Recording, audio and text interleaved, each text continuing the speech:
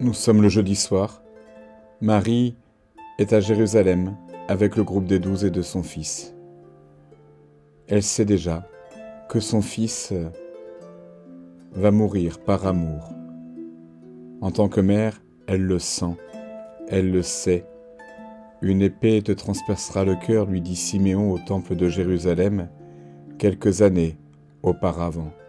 Cette croix, elle la voit déjà se profiler dans son cœur, dans la vie de son fils, lui qui va tout donner par amour. À la demande de Jésus, les apôtres ont loué une pièce, le cénacle, le lieu où on mange, et ils se rassemblent ensemble dans cette pièce pour célébrer la Pâque, le passage de l'esclavage à la liberté qu'ont vécu les Hébreux quelques siècles auparavant. Ils montent pour vivre ce repas de la Pessa, du Seder.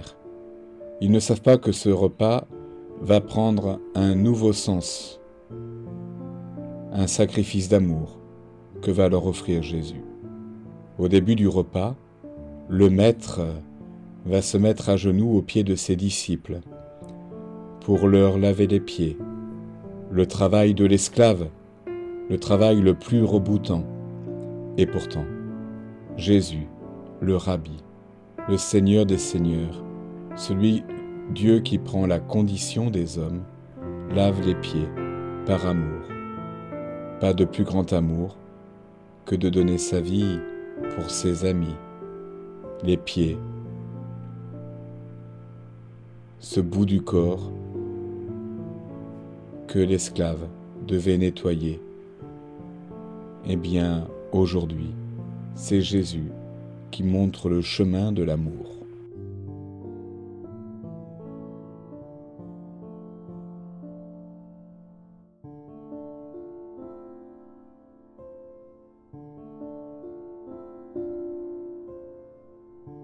Ils sont réunis autour de la table. L'heure est grave. Ils se regardent chacun. Ils sont autour de Jésus. Le Maître est là. Il impose par sa stature son autorité, une autorité d'amour. Chacun écoute ses paroles et les reçoit dans son cœur. Même Judas est là sur le côté, à côté de Jésus. Mais son cœur est déjà à côté du coffre avec les 30 pièces d'argent que lui ont promis les prêtres lorsqu'il aura livré Jésus. Les disciples ne savent pas encore que ce repas va prendre un nouveau sens, que Jésus va lui donner une autre portée. Pendant le repas, Jésus va prendre le pain, le bénir, le rompre et va le donner à ses disciples en disant « Faites ceci en mémoire de moi ». Et puis il va prendre un verre rempli de vin, le bénir et le faire passer à ses disciples en disant « Prenez et buvez, ceci est mon sang livré pour vous. Vous ferez cela en mémoire de moi. » L'Eucharistie nous est donnée, un sacrifice d'amour. C'est ce qui se passe à chaque Eucharistie.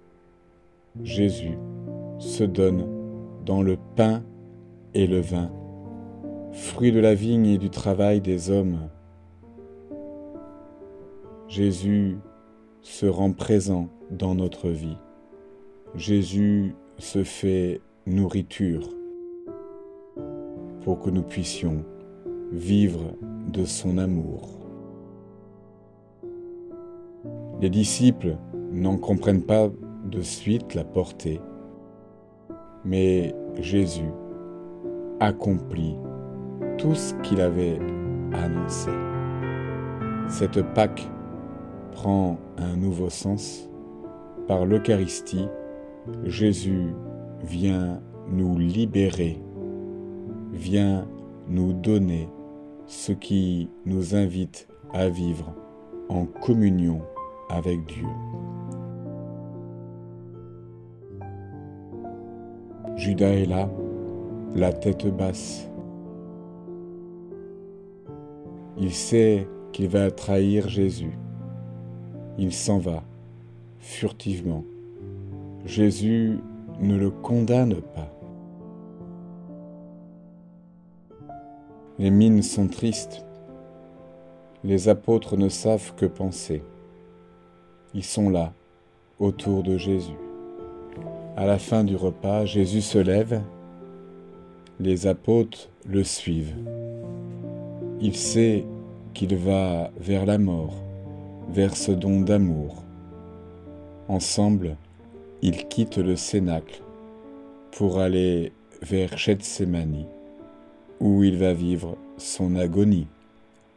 Non pas ce que je veux, mais ce que tu veux, Seigneur. Offrande d'amour complète, sans retenue, Jésus s'est entièrement offert à nous. Il invite les apôtres et chacun de nous à faire de même.